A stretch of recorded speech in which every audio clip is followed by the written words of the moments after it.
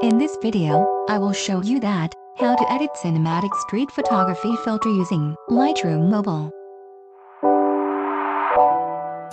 Here is the example photos before and after using this filter.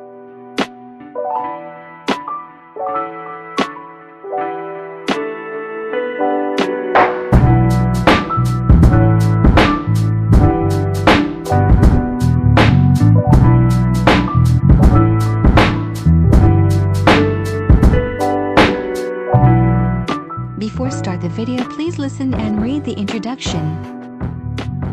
You can download this premium preset for free.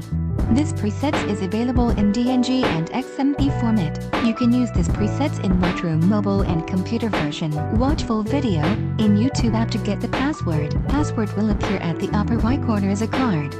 Read more at video description below.